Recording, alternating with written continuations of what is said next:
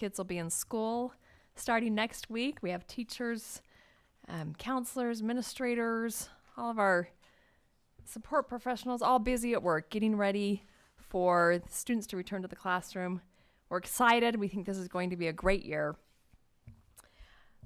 I am here today with all 7 of our board members present and in person. We have board member Daryl Robinson, Nikki George, Jen Atwood, Marilyn Richards, Bryce Dunford, Matt Young, and I am Tracy Miller. We also have our superintendent, Dr. Godfrey, and our legal counsel, Paul Van Komen, with us.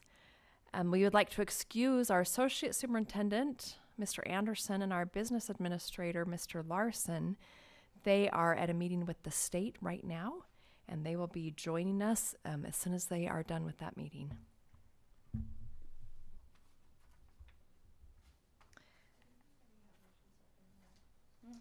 We are starting today with a review of our ENDS policies. Our ENDS policies were created, I can't remember the exact year, a few years back. And these are the policies that as a board, we are saying this is our end goal. This is what we want to accomplish as our district. We delegate much of the day-to-day administration to our superintendent, and the ENDS policies are also what tell the superintendent what our goal and what our vision is that we want accomplished here in our district, and how we measure the results is through those ENDS policies. Attached to board docs is a policy review schedule. It's the second attachment. This is something was in our appendix. We had a schedule that every month we would review a couple of policies to make sure that every policy got reviewed on a regular basis. I don't know how long this schedule was effective for, but it has not been in practice for the past several years. I think one of the challenges with it is it was just a lot of policies and really quick look through them, and a lot of other agenda items that would come up that would take precedence.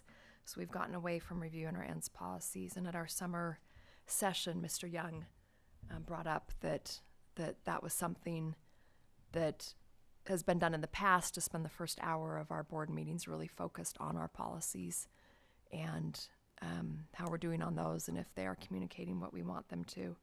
And so we're bringing that back as the first hour of our study session. I have also attached, so that what's here in this appendix, I would say needs some significant revisions. So that is more effective and works better for our board. But I brought that up as reference so you can see what was done in the past. And then the other document attached is just my notes. Just a few things that I wanted to be sure and go over. At our summer session, we talked about the policies that we would like to review right away, and those are the ENDS policies and the executive limitations, because we felt like it had been a while since we'd had a good review of those policies. If we want to make changes to those policies and hold the superintendent accountable for those changes, we need to do that by April. And then that gives the superintendent a year to act on our policy changes, and then we evaluate his performance on that. We've decided to start doing our policy review during the first hour of our study session meeting that's held the second Tuesday. And then a proposal that I would like to make is that we assign board members to a policy, so that you would be in charge of a policy and lead that discussion when the time for that policy came up.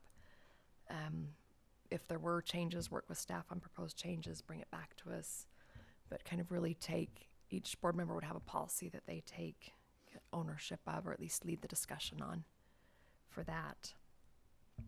Another element of this too that I wanted to ask about is just to make sure we're all on the same page of what we're trying to accomplish here. We've talked about looking at our policies and deciding if revisions need to be made, whether or not they still meet the mark for us. So I think that's one component.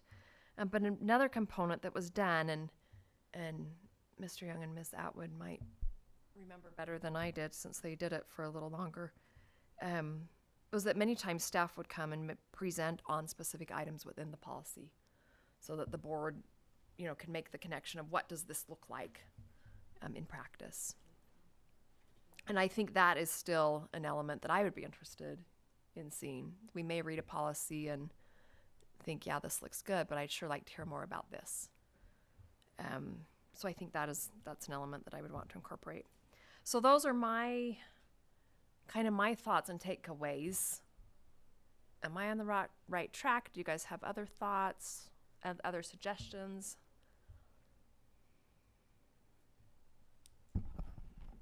Although I did step away, I was listening in the other room. That your thoughts is kind of where I have been leaning, and I'm okay with moving forward that way.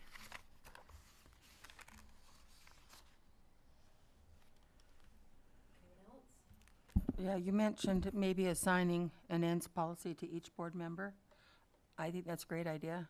And then I think it would get more focus and maybe a little more in depth. Yeah. Right. Bryce and I were actually talking about that when we were fairly new on the board. Janice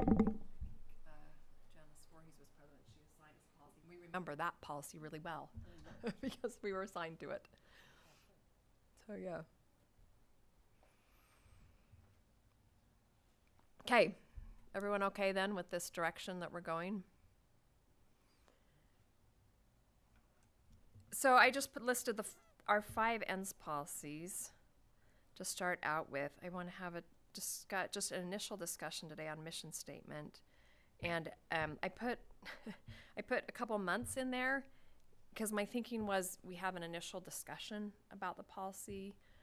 People can bring up, ooh, here's something that may need to change. Here's something I want more information on.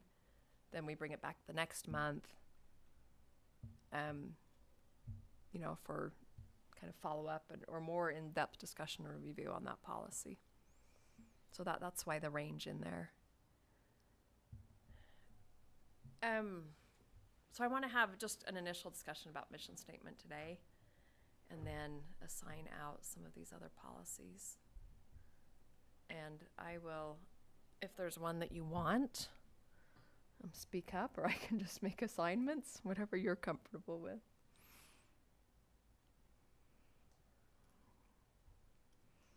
Do you want to think about that? Okay. We were also, we can see how this goes, but we were thinking about not assigning Mr. Young or Ms. Atwood a policy, since this will spill over into. I would propose that Miss George choose first, since the rest of us have had longer with these policies. I'd like Nixie to say, I want this one, and then the rest of us go after that. Okay. We'll give you a minute to think about that. You already know. I'm like, give me a minute. No, I actually just had a question. I remember this conversation at the retreat kind of going a lot of directions. At one point, we talked a little bit about portrait of a graduate, and if that's something that we wanted to pursue. I don't know if that links directly to this conversation, but my mind went right there. Is that something we're also... Let's go there right now, because so our first policy is our mission statement. That's why I thought of it. And we actually, as a board, it's been maybe 4 years, we had a discussion on whether or not we wanted to revise our mission statement, and we really considered it and considered other mission statements, and in the end just left it alone and moved on. So as I was thinking about our mission statement and do we want to revive it or not, or revise it or not? I thought of the same thing about portrait of graduate. I'm wondering if we replace it with a portrait of the graduate. A couple of us, I went to one class at the NSBA conference on portrait of graduate, and a couple of the board members went to a different one that covered it. So it's a process that a lot of boards across the nation have gone through. Our state board has also done it, and a couple districts in our state have done it. But basically, portrait of a graduate just says, here's what we want in a graduate. Here's what we're looking for. And I've pulled examples, at that conference, looked at examples of several, and they're really all over the board. Some of them are, have kind of academic standards they want to meet. They have, things like creativity is important to us, or having a well-rounded whole child approach is important to us. I mean, there was just different things that were important to different districts. And it's a stakeholder and community involved process too, that they would have community input on. I thought it's also interesting coming out of the truth and taxation hearing, lots of comments about just stick to the basics. It would be interesting to have a process where we involve the community and find out what do you want, what is important for our education. Also, the class that Marilyn and I attended, there was the portrait of the graduate, and there was a portrait of how parents would help their graduates succeed. So I think that was a really good, it was a dual type of portrait, but I mean, and I think that helps us to have parents give us feedback as to how they feel that they support their students in that graduation process as well.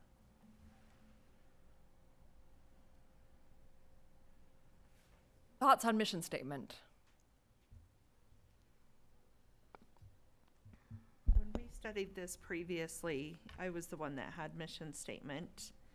And I do feel very strongly that every board member should be able to stand behind that mission statement. It is the mission statement of the board.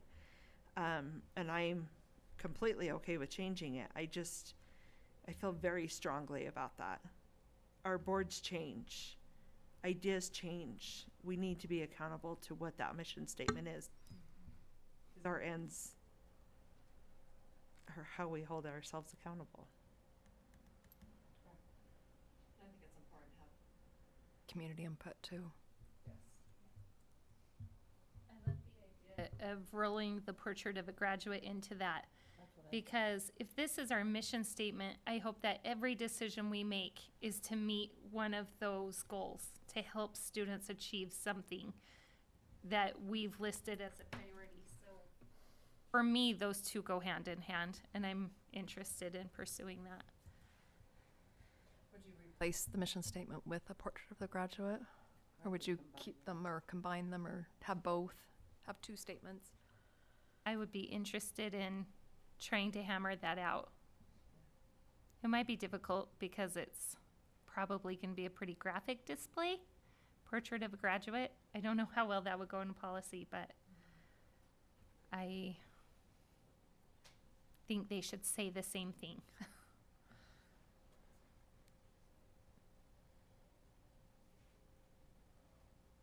Other thoughts?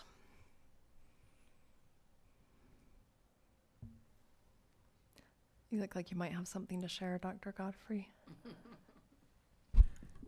If portrait of a graduate is part of the discussion, we could just start with an exploration of portrait of a graduate at the state level. We've had members of staff who have participated in several day-long sessions to better understand it and actually look at how it might fit in with what we're doing as a district, and even if just some certain components would fit in with what we're doing as a district.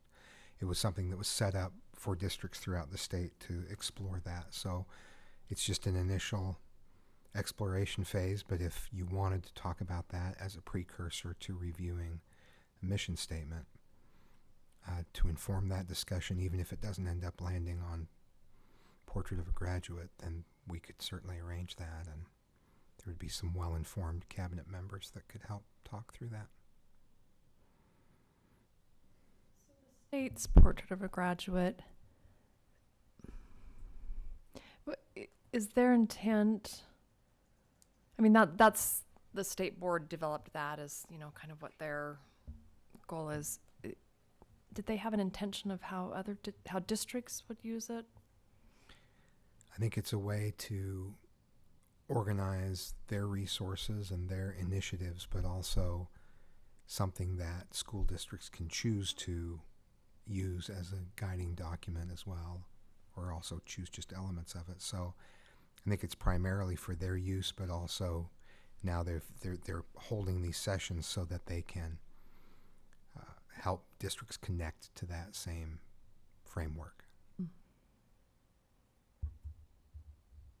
I've looked at theirs quite a bit and participated in the process when they developed it. I would want a simpler one. I'll just say it that way. I don't think there's any expectation that we adopt it whole, and I don't think it would be a good idea to do so. And we don't even have to, I mean, we can pick and choose whether we use it or what components we use. The end result for me would hopefully be, whether it's a rewriting of the mission statement or incorporating Portrait of a Graduate, something that is useful and actually helps us in decision making and in framing the work that we do so that it feels cohesive. We do a lot of great things that don't always connect to a broader plan, and that plan has to be simple enough and complex enough to cover things. When you're making a plan at the state level, obviously, it has to cover everything from the smallest rural district to large urban and suburban districts. And so I think we would absolutely have to modify that, or else it wouldn't make sense for us as a district. And that, just like what Jen said, that everything we do back to something would be impactful. And then also just knowing what our community, values and what our community wants. I wouldn't want it to feel like just a bureaucratic exercise or like we were just linking to USBE. I would want it to be a really unique thing, process that worked for us specifically.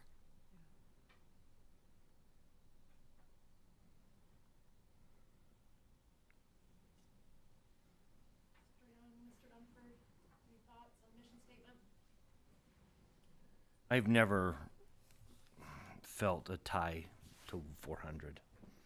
It's nice, but I don't know that I would hold it up as a shield or tout it in any situation. I'd love a whack at it. I do believe that process is as valuable as product.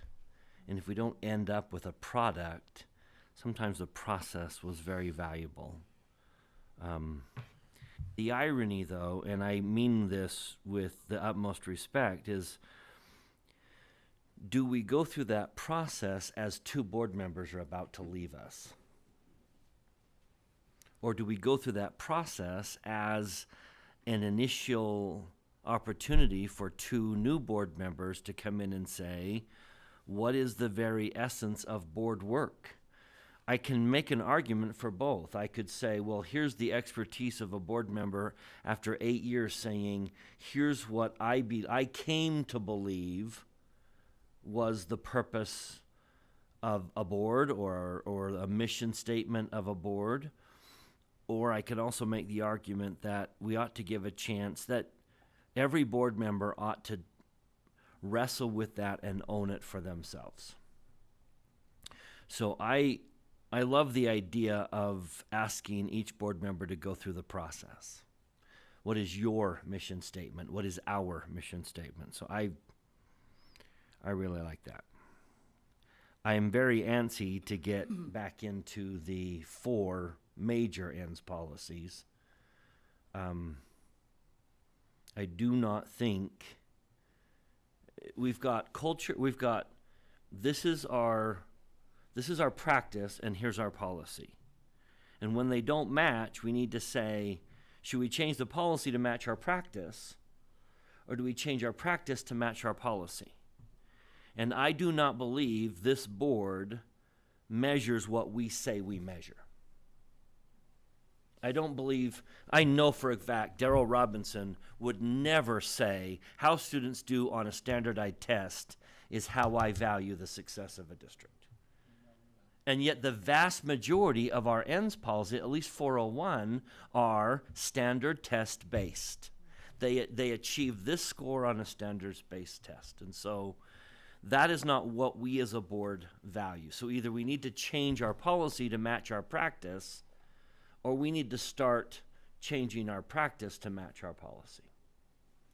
So I'm very antsy to get back and focusing on what I believe is one of the most important things we do as a board, and set expectation ends policies.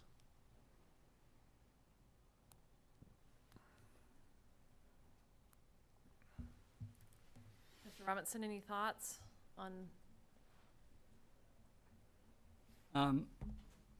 I don't think very many people are attached to this mission statement. In fact, if you ask the district, I'm not sure very many people even know.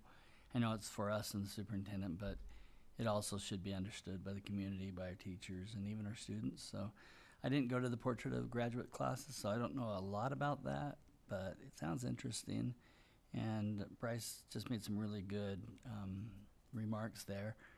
I support starting it but not finishing it until at least the mission statement. I mean, it's ongoing always, but I think we start it but not finish it until new board members are on. And hopefully, if they're either coming on or running to come on, they're paying attention as we go too, and they would give their 2 cents, elected or not. They would. And I think that's a good point, and wise to start the process of getting community input.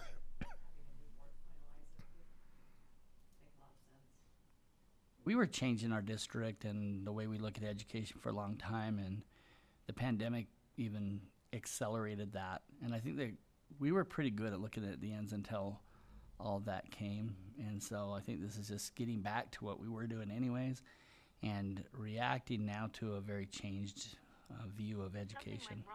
Please try again. So that statement didn't go wrong, but anyways, thanks. Okay, what if next time I'll bring back some more information about what Portrait of a Graduate is and what the process would look like for our board and our community. We can have that kind of presentation and discussion and decide if that's a path we want to go down or not, or if other options for revising the mission statement. I wouldn't mind getting back into the book club too, because that was really fun to read some things that I wouldn't normally. So I don't know if there's books about a Portrait of a Graduate, but if there is, I think I would like to get back reading with everybody.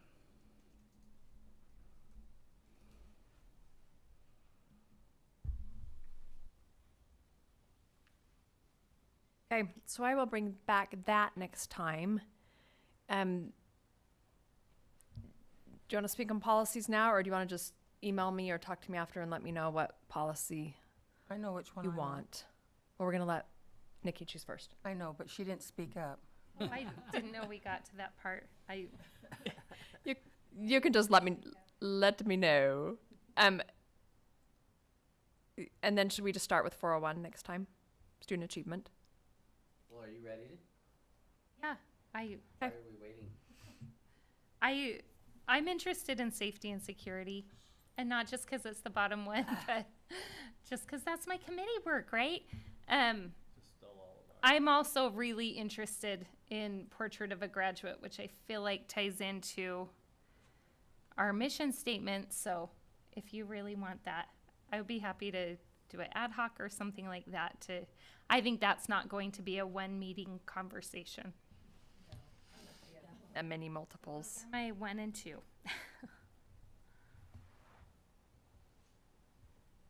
Okay, anyone else want to go?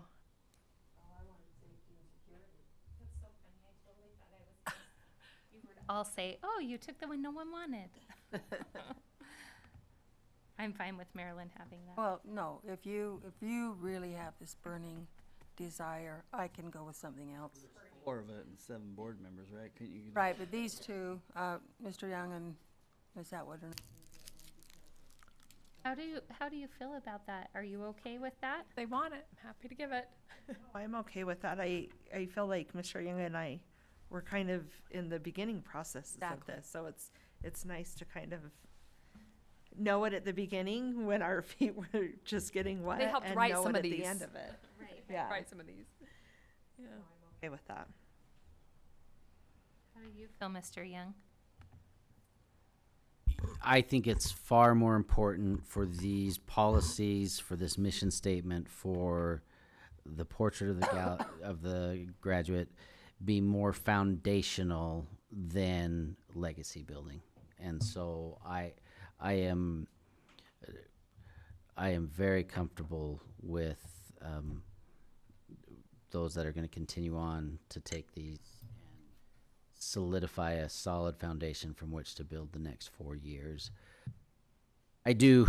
I think there needs to be built into the process the opportunity for those new board members coming on to contribute to this process when they join and not feel like the cement is already hardening and they can only kind of alter around the edges, that they have as much of an opportunity to contribute to the foundational support than anybody. And so I'm not sure what the next 4 months look like in this process, if that's the goal, to allow for that kind of contribution by those that are coming on. But that's kind of where I'm at with all of this. Just going to speak again. I'm sorry. I felt like that working on these ends is what helped me really solidify what I was beginning to do. So it's hard. I'm okay with working on them now, but I do understand the value of new board members being able to be a part of that process, even with the community. So I'm a little bit nervous about starting those processes with the community before new board members get there, because I think just seeing all of that in the works is so beneficial to a new board member. So We also talked about summer session about new board member orientation and needing to strengthen that, and having a thorough understanding of policies is something I think we need to strengthen and add. I mean, even if we go through a process and another board member comes on, I mean, any board member can bring forward any policy anytime if they want to, and that's something we need to help new board members understand.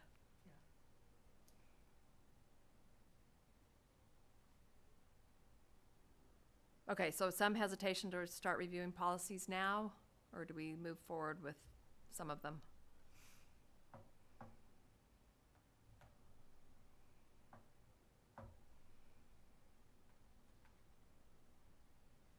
I want to play devil's advocate, but as the newest person here, I think it sounds incredibly intimidating to be asked right as you're sworn in, hey, here's a policy, become an expert, and then come and present us changes you would like to see. I would have been really intimidated by that task at the beginning. So I think if they've had an opportunity to see it a few times, that will lessen that a little. And something else, just in terms of training that we've kicked around and never, I don't think ever really made strong decisions on, but something that was common to hear at NSBA was they started having occasional trainings even during the election process with potential candidates or candidates. And I've been curious if that was something that our board would be adopting.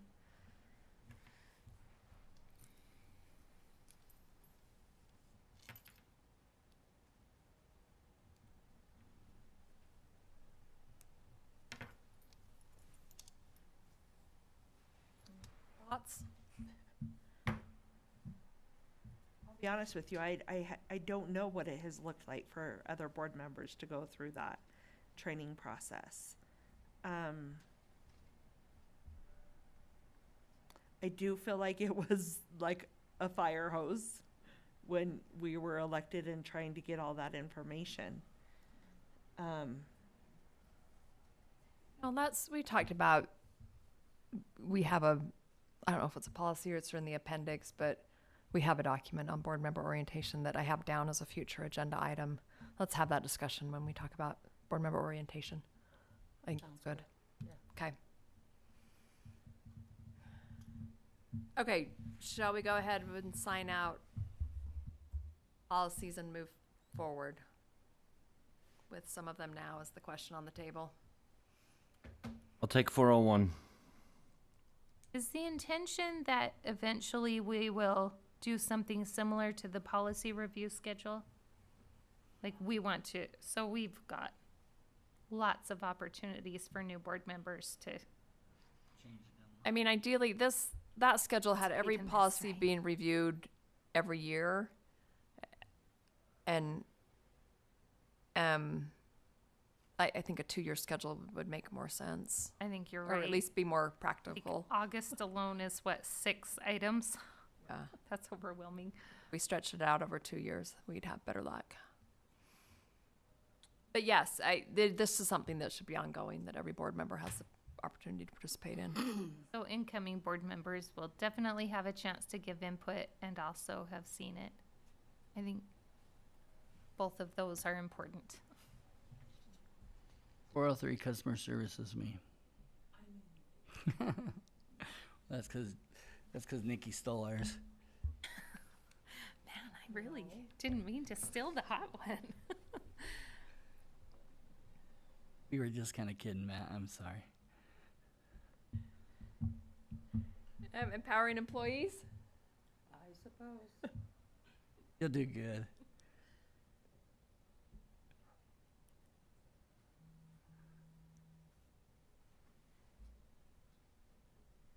Okay. Is everyone okay if we, well, I'll bring a presentation next month on what we could do with Portrait of a Graduate, and we'll jump in. 401? And are we doing this every study session or the first? First of the month, so once a month. Yeah. Okay. And we're not necessarily bound by the month window that you have put there, correct? Correct.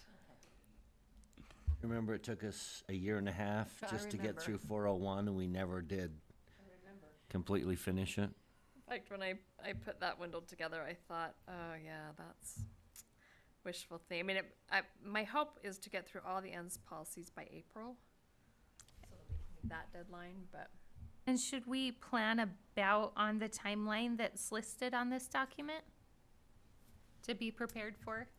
this one that I put together, yes. Okay. I didn't put December in there because it doesn't have a meeting that's just study session only.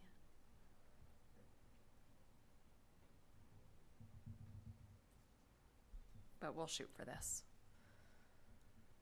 Student achievement may take longer.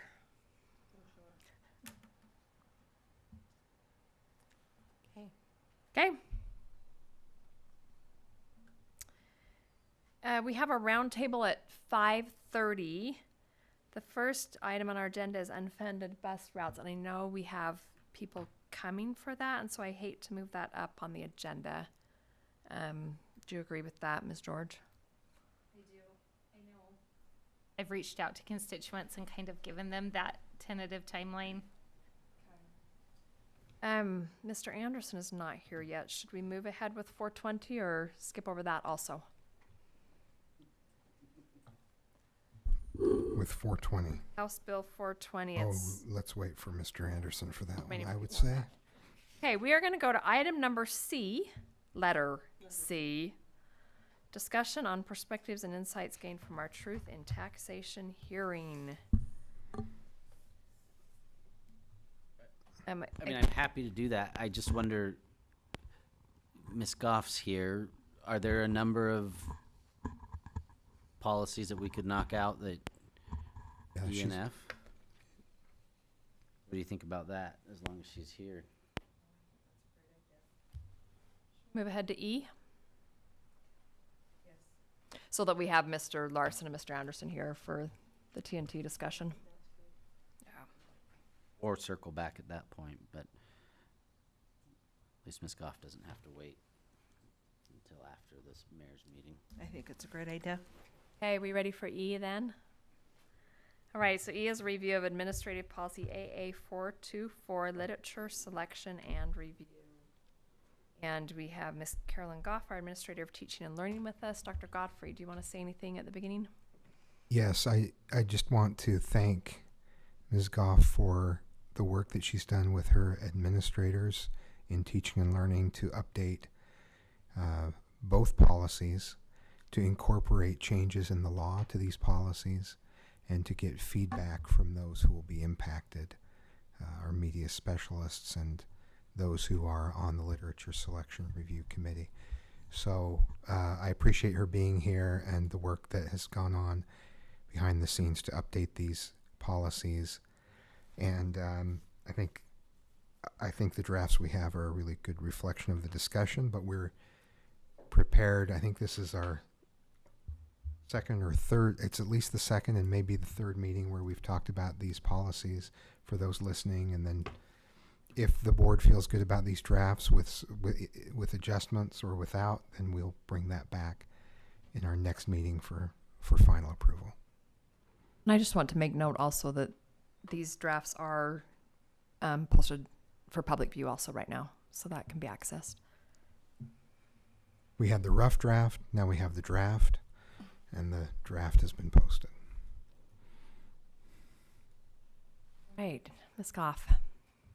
The AA424, which is the literature selection and review, you can see that we have made some changes there, mostly just incorporating information as it relates to the law. We wanted to make sure that that reference to the sensitive materials in schools was represented there. And then there's just some additional things that you brought up in board meeting that we added, places to make contact with secondary language arts specialist, kind of including some wording adjustments.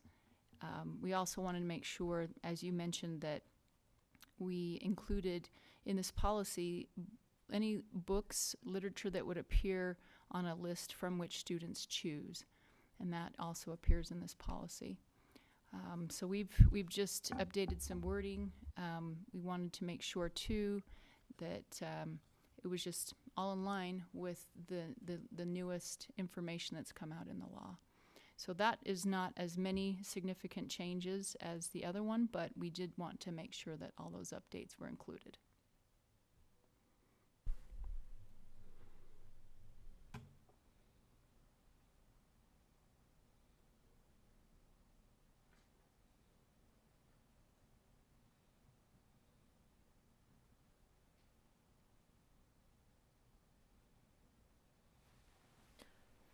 Does anyone have any questions? So thank you so much for your work on this. One area that I have heard some feedback from the community is letter E1, where it says challenges to district approved literature may be made by a parent or legal guardian of active students within the district. Can you help me understand why we're limiting that? Yes, primarily because those are the students who are reading the books. And so the burden to the committees would be quite a bit increased if somebody from another part of the country could submit a challenge to a book just simply because it appeared in our district literature. It just made more sense in terms of time and energy and use of resources to stay focused on those who will be actually reading the literature in a captive audience setting within our district. So if my oldest was a year out from kindergarten, I couldn't challenge a book. According to what we've written here, you would have to have an active student within the district. However, if you said, well, my child is planning on coming, I mean, could we look at it? Could we analyze that? Sure, we could look at it. But what we're finding is people that are potentially not even our state are maybe looking to challenge books, and we're just trying to limit it to those who would have a vested interest. So, would it be a possibility to say someone who lives within district boundaries could challenge a book? Because what if, I don't know, I'm reading with my grandchild and I'm uncomfortable with content? Is that something that would cause too much undue burden?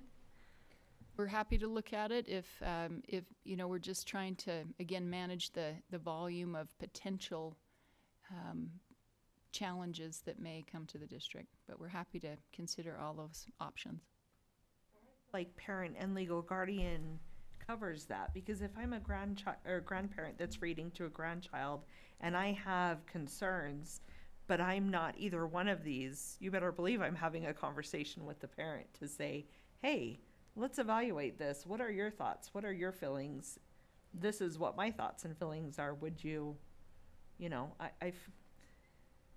I do feel like that this statement is what I would want to see in the policy. I guess I'm coming at it a little from if someone who's paying for these books is feeling like there's a problem, they should be able to have a say. I don't know.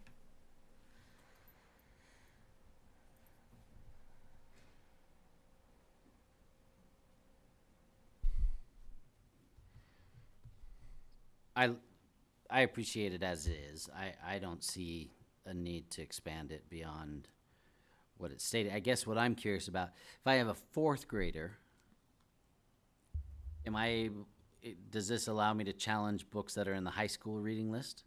So that's the only criteria, is that I have a student somewhere actively enrolled in the school district. Yeah, I mean, as long as there's a parent, knowing that your child may eventually be getting to that level, you know, you could. We're just trying to recognize that parents who have a student there, that would make the most sense to actually take the time and energy to challenge or to look at.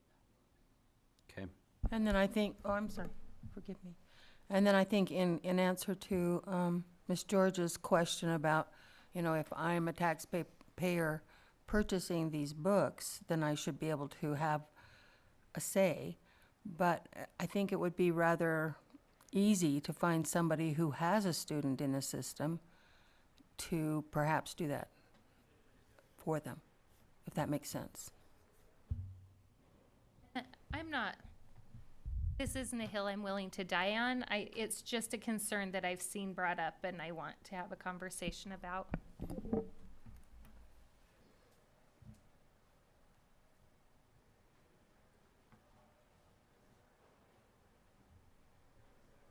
Any other questions or concerns? I'd like to talk about number 6, but as I don't want to terminate number 1 first, so. Where's everyone at with number 1? Leave it as is or make changes? I like it as is. As is, but I do want to ask Ms. George, do you want to have further communication about this one, or was this communication sufficient enough? If the majority of the people in this room are comfortable with it, I'm fine moving forward. I'd be interested to know what the community says, so, I mean, there's times for them to comment before we approve this, and if enough of them say that, then I'd be willing to look at adding in that language. As is for now, is what I'm hearing. But for those who are listening, this is the time to contact us. Okay, so it sounds like the majority say leave it as it is, at least for now. Okay, number 6. So I know we had a lot of discussion around being able to provide the list of materials that had already been challenged. Is this what we settled on as a board? Is this the proposal that's coming back to us as the solution? Did we? That's the proposed language to address the issue that was brought up by the board. I don't think that's language that was spoken by the board in the meeting. And so is everybody comfortable with a list being available that has to be requested? Does that take it far enough, or are we interested in having it posted somewhere that can just be accessed without a gatekeeper?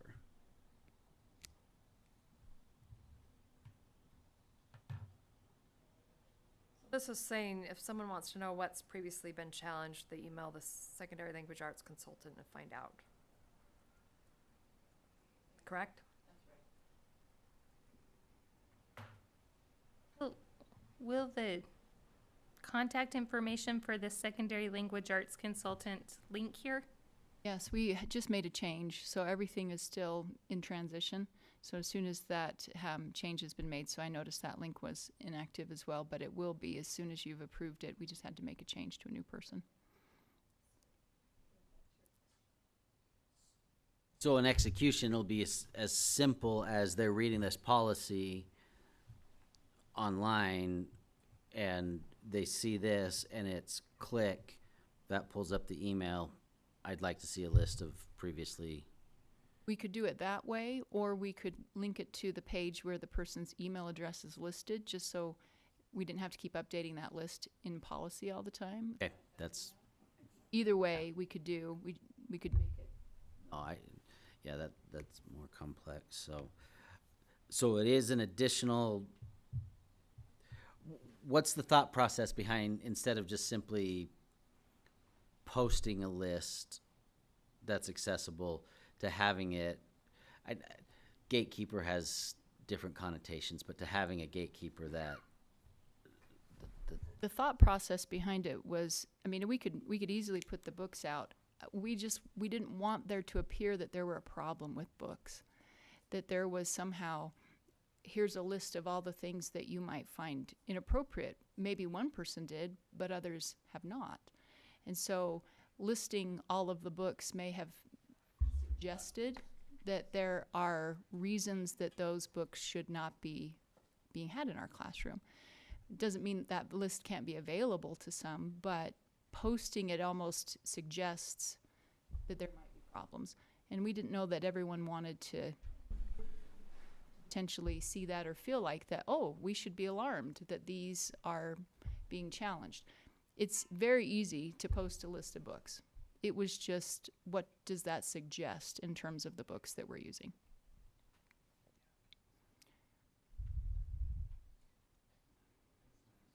Is there's no limit in here for number of challenges, so if it was challenged last year, it can be challenged again? Or are there limits? Not in this one, it was, let's see.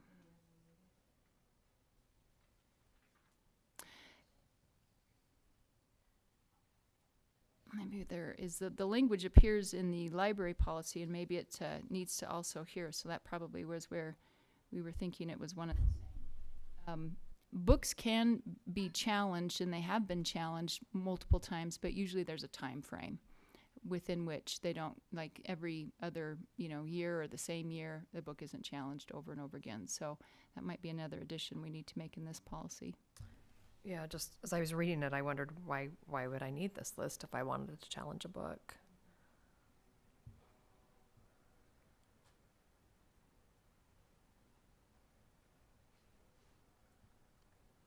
I think that would help some clarification, because if it was challenged 3 weeks ago and someone else challenges it, does the process start over? I mean, at what point does this process start again?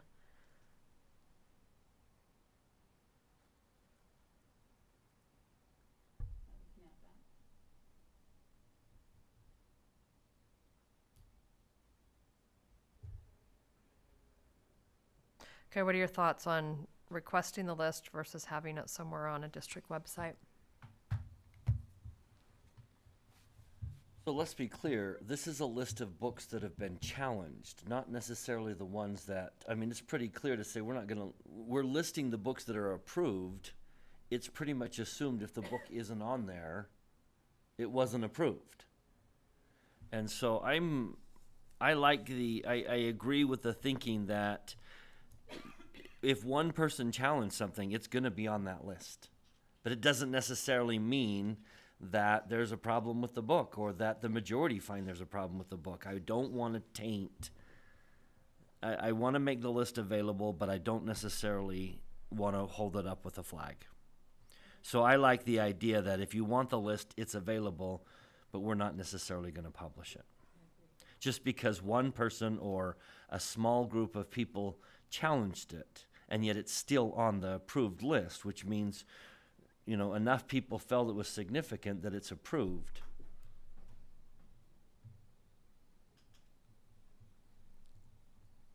I think once you email the list to someone, it will be published. That's true.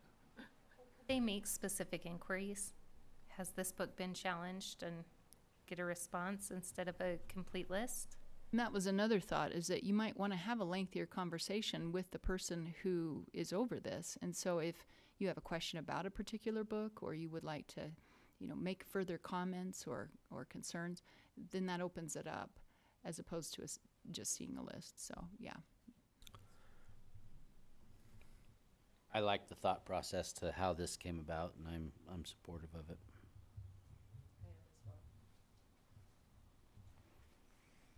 Does anyone want to change it?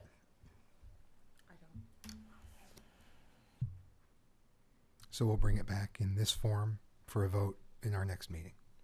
Were there any other specific questions? Would you like us to add the time frame, just to make sure we've got the time frame for the challenge, anything that's been challenged? That is helpful and useful information. So maybe if we can just touch basis on it before we vote on it in the general session, just to say. If it's in harmony with the other policy, then I don't have a concern. I was just going to say, when we look at the other policy, I'll show you the line that we can adapt Okay, perfect. to policy. Okay. Okay. And I just- One Go ahead. one potential for that is you could say something along the lines of, if a book has been challenged within the time period, that person will be notified that it's already been reviewed, and you don't commence the whole committee again and go through the process, so that they're not expecting a new review. You say it's been challenged within the time period and it's not eligible, but you're not posting a list of those books. Some of these policies are on the attention of many people in the public, and I, for one, would like to have an open house policies before we agree to adopt them. I don't know how other board members feel, but sometimes people say when we're going on the night that we're going to approve it, and that's the first they're hearing about it, and they should be involved right now. But I would like to take one extra step than we sometimes do on some of these policies, including this one. And I had similar thoughts. Instead of an open house, though, that this be on a business meeting agenda next time, but we don't vote on it that night. We wait till the following business meeting to vote on it, just so that it catches people's attention. My question with that is, how urgent is this, or these policy changes before school starts? AA 424 does not have a specific date by which it has to be implemented, other than the fact that it's useful as we are moving forward into a new school year. AA 440, the state's expectation is by September 1st. So this policy we could, but the other one, not so much. There may have been action taken to postpone that. They postponed it by a month, but the sooner we're able to put things in place, the better we're able to manage the requests that come in. However, we don't want to move so quickly that the board doesn't feel a comfort level with the public's participation. It's been discussed in July. I think, did we discuss it only once in July? So I think so. I it think will just be a one three time. meeting arc, and if we did what you've described, then it would be over 3 months as well. And this document is available to the public now, As of today. as of today. We do something like school fees, but just one time. Let them come in, speak, and then we vote the next general session. And if there's significant changes, you have a study session, we can talk about it, if enough board members want to. So it would be on August agenda, but final vote then wouldn't come until September.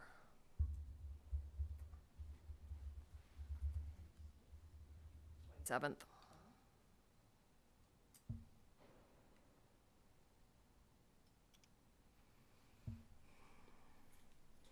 Anyway, that's two people.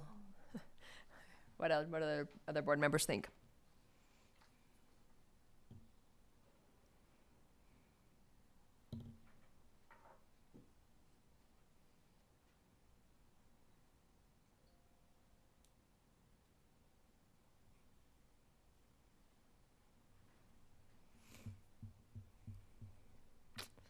No other thoughts?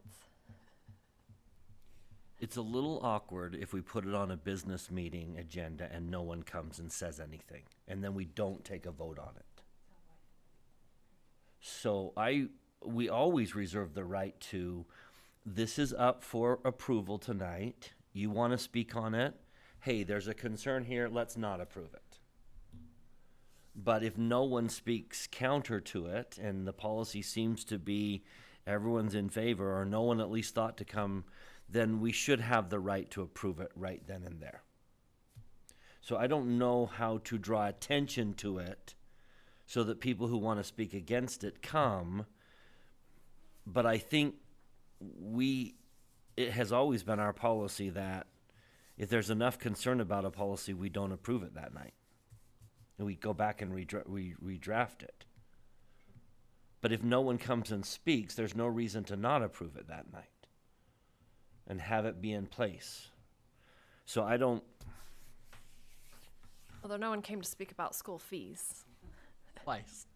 Yeah, it was just the principle of the matter of saying we gave plenty of opportunity.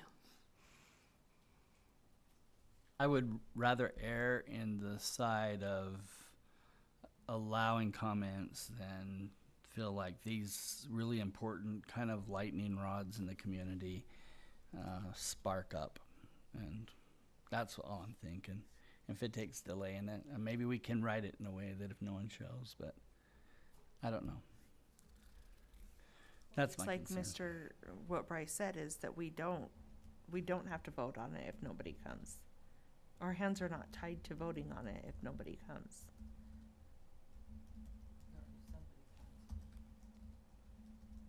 We'd have to word the agenda accordingly. But they may like say something and I want to follow up with that patron off record, and then that, it's a little more difficult to. I just know I've talked to several people in the community and they get frustrated. The first they're hearing of it is the general session when we're approving it. And I kind of say, don't wait for the meeting when we're approving it, because there's been talks for months and months before that. And I don't know how you get that message out. I guess since I'm maybe working on communication, customer service will figure that out. But I guess if people are listening right now, now's the time to talk to us. But if it's that one more step. It's on this agenda, so anyone paying attention notices that we're talking about it. It's available online, so you can actually go see the policy that we're proposing. You have 2 weeks. I would propose that we put it on the agenda for approval, but any board member that isn't comfortable approving it can make a motion to table it. So if someone speaks and Daryl wants to reach out to that person, make a motion to table it. Okay, so we have two options. One, put it on for approval in August, knowing that any board member can table it if they want to.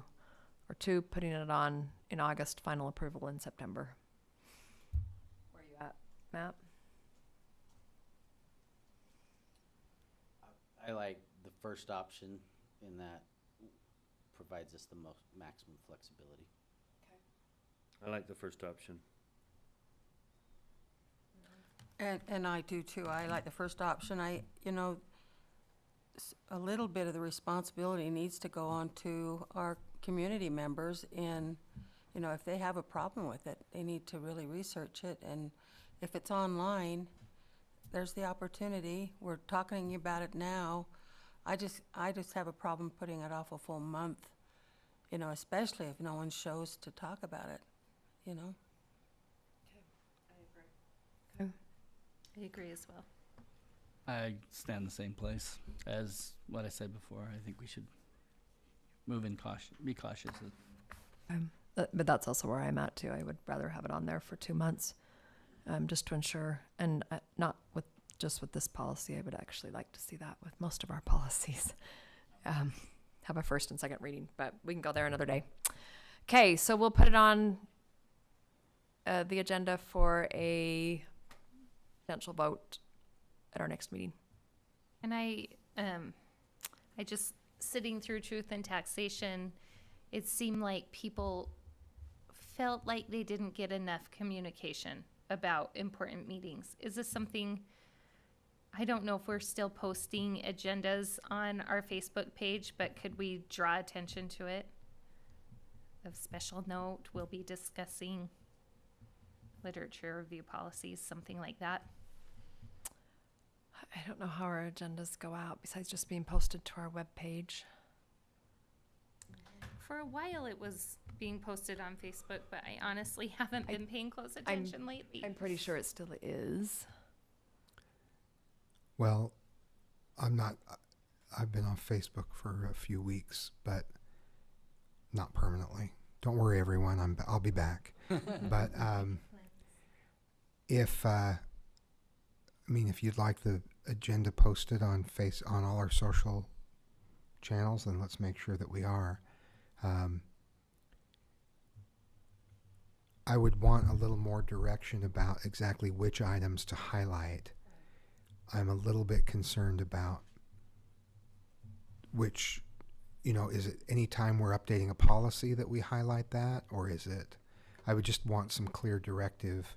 Do we just make sure the agenda is posted on all the social media channels, or that plus highlighting particular items? I would say just if it's requested at a meeting to highlight it. Okay. But otherwise, I think it's always great if we just put, there's a meeting tonight or tomorrow, here's the link to the agenda so that people can, in a really easy way, access that. And I just did a quick scroll. It does look like we've gotten out of the habit of that, but I know we did once do that. Board members, are you okay if we give superintendent direction to make sure our agendas get posted to our social media outlets? Yeah. Okay. Do we have a specific time of when we want those posted? Do we want those posted when the agenda is posted? Just all at the same time or the day before? What is the ask of the board? It just gets posted when it gets posted to the general public. That's just my The problem with posting it in a social media environment is you're going to have then a social dialogue, which is positive and negative. I mean, I posted on mine, but I just know sometimes you're going to invite an argument before we even get to the table.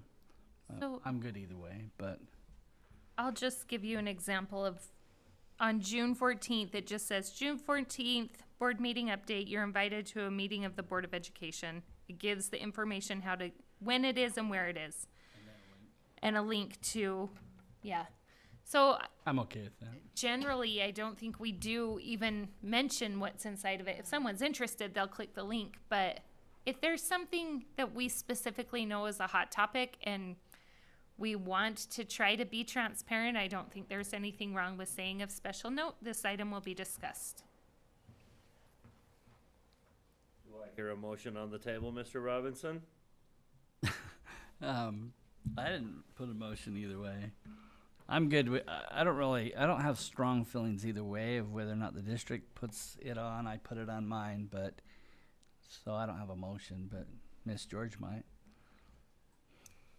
So, President, I move that we direct the superintendent at his discretion to highlight that AA 424 and AA 440 will be discussed at the August whatever board meeting, and any interested party should come and voice their concern or voice their thoughts.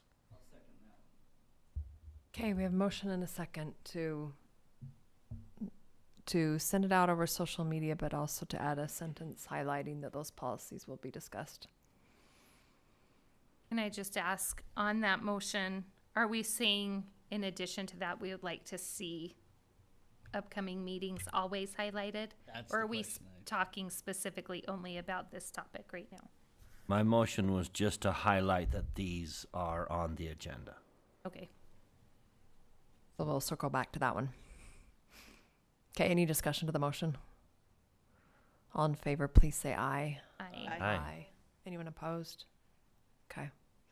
Do you want to make a motion that we go back to posting all of ours on? Yeah, Agendas. President, I move that we instruct the superintendent at his discretion to return to alerting the public on our social media posts when a board meeting is and how to access the agenda. Okay, motion by Mr. Dunford, second by Ms. Richards. Discussion to that motion. When you say at his discretion, are you talking about any time before the meeting? Or are we going to get more specific and say, That's my motion. You're agenda is welcome to amend it, released. but I just leave it to his discretion and the communications department to say timing, all of that. I would just add, as an amendment to that motion, that we should include a link to the board meeting. So it should be after that agenda is released.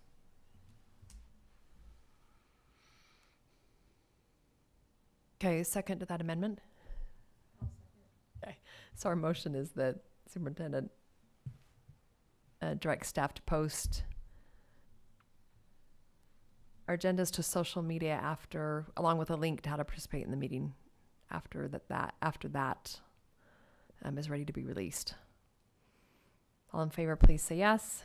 Yes. Anyone opposed? Okay, any questions, Dr. Godfrey? No.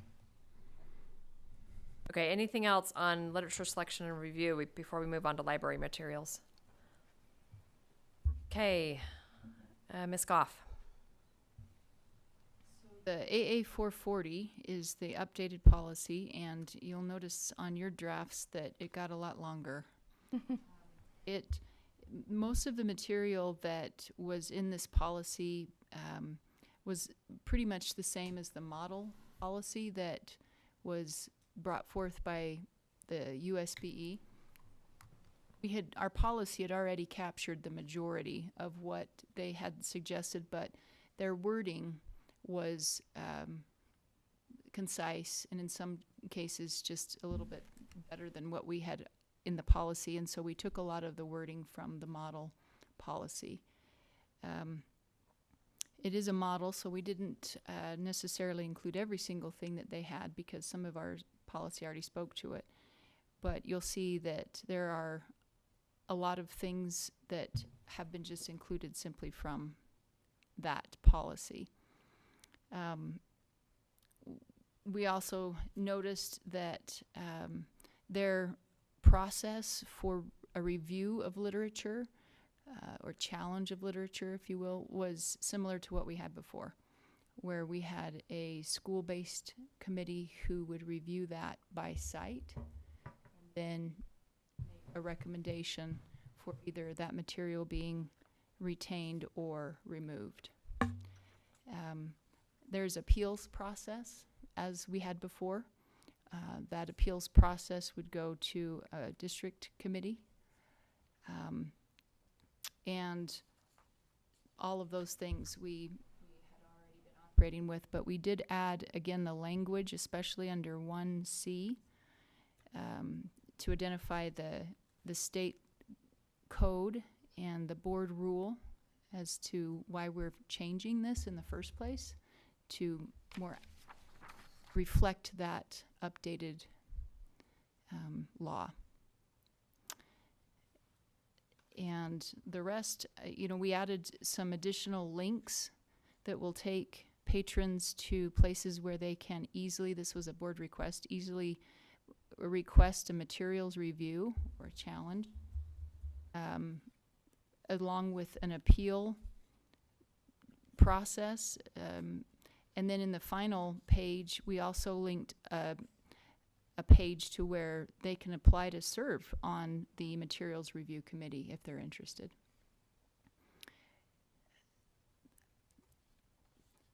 This policy also has a similar element to it, which contains, again, in some of the read about being able to request, you know, if there are books that they wanted to review or see what had been challenged in a similar vein, they could request that from a media specialist at their school, librarian. Also, a comment that the board had wanted to see included here was that parents can request a record of their students' checkout history, so they can see exactly what their student is checking out. Parents can also, this isn't necessarily listed in the policy, but to answer your question and just remind you, parents can also limit what students check out. And that's a possibility. This policy contains the language that a book will not be reviewed again for a period of 3 years. And so that we can take that sentence and just kind of move it right over so that that's a similar. So I just give you a chance to look it over, but the rest are just things that either came from the model policy or that the board had. What's the yellow? The yellow just means it was a later addition. That happened this week as opposed to last week. But basically all the gray is also yellow.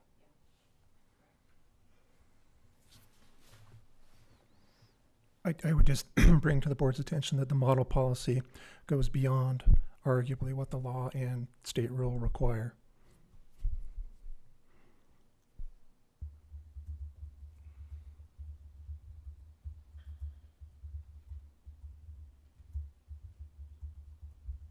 Just as a matter of practicality, do we end up buying the book for every member of the committee to read it?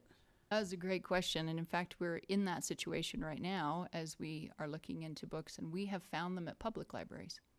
So we have utilized our resources to check them out. That's our. Or neighboring school districts. Or No, I'm neigh- just kidding. I'm just kidding. So there isn't an expense associated yet.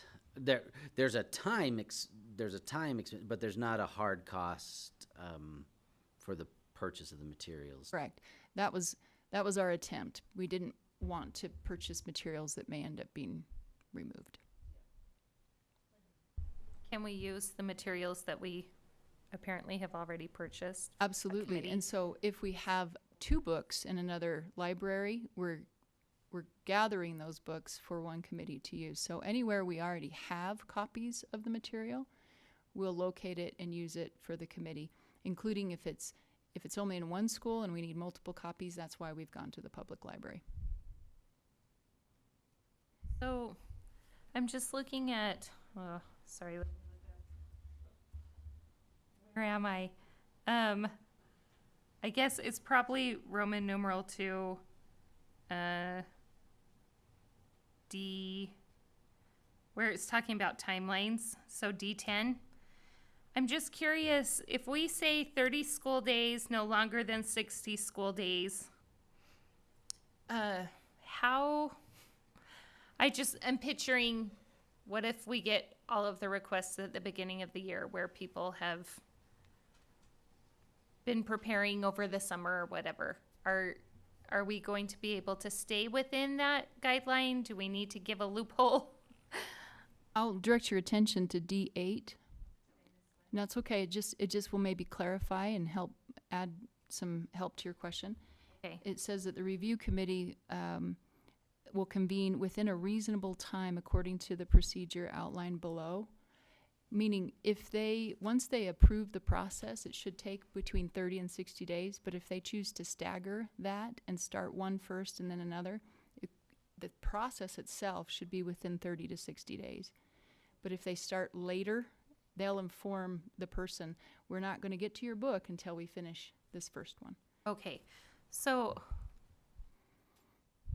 when they acknowledge the receipt of the request, then they could also offer a timeline for when that review would begin. Correct. And if Is they that had, something we want to include there?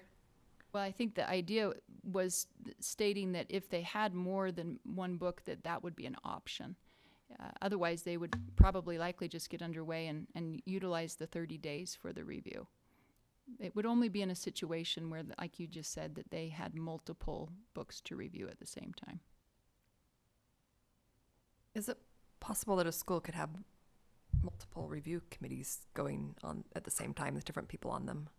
They could, with different books. I mean, it doesn't state that you couldn't have more than one, but yes, it's possible. It's just, if you have an administrator that needs to be on one committee and another administrator,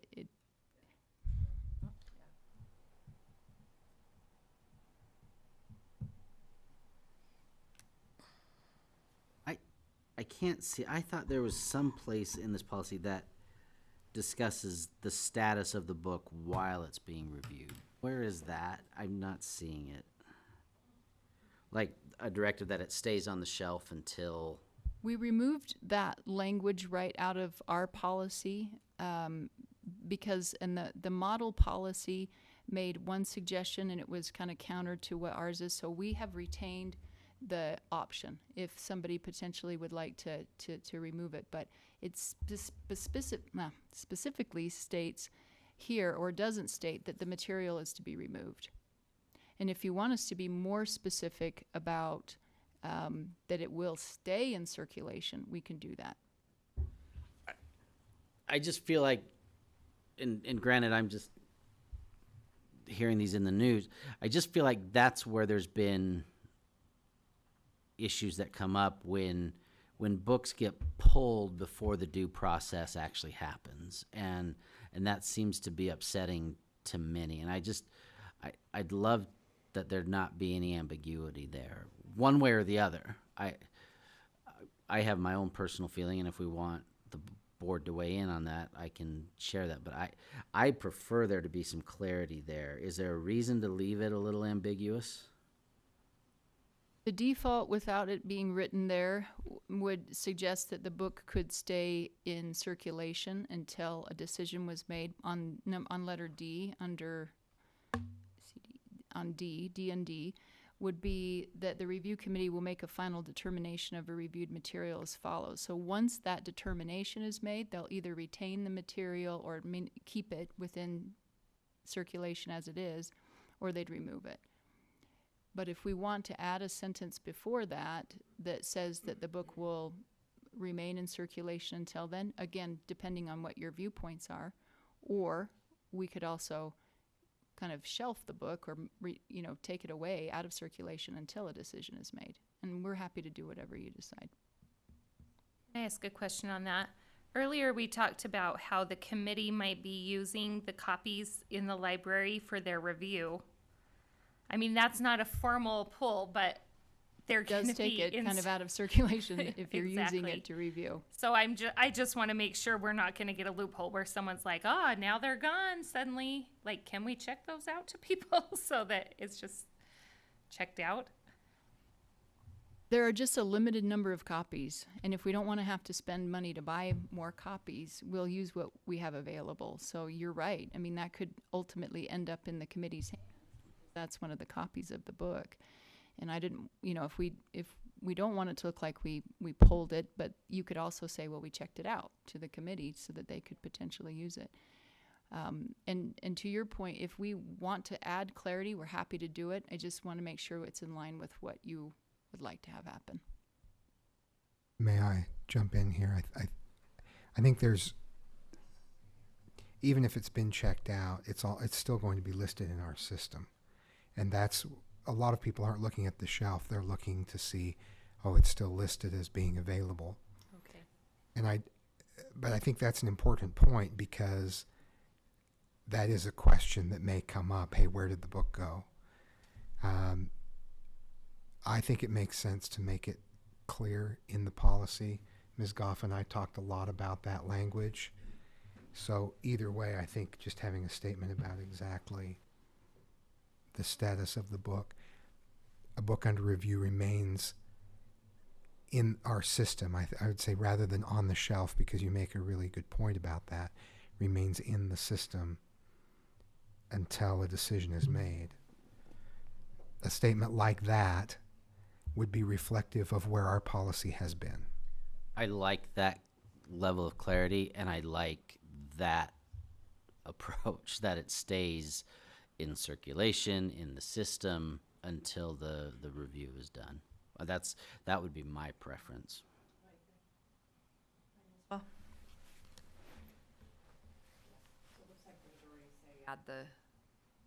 Add language in there specifying that it stays in the system. Correct?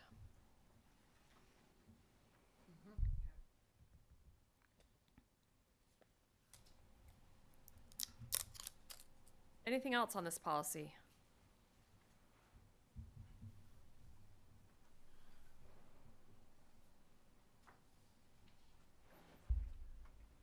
It's a tremendous amount of work. Thank you. Okay, same question as before. Vote at our next meeting. My vote is the same. Or Treat both policies the same. We've already approved a motion to have the superintendent highlight them. With the option to table it if we feel necessary in that meeting. I'm comfortable with it as long as that's still Okay. on the table. Okay. So, same direction. This will be up for a vote at our next meeting. Any board member can table any policy at any time. Thank you. I was about to say that. Can make a motion to table it. And then it's tabled if 4 people support that motion. And then Dr. Godfrey will direct that when the posting goes out about this meeting that these 2 policies will be highlighted or at least made note of. Okay. Okay. Let's take a break for a few minutes. Hopefully our mayors will start trickling in and we will have our roundtable with our mayors.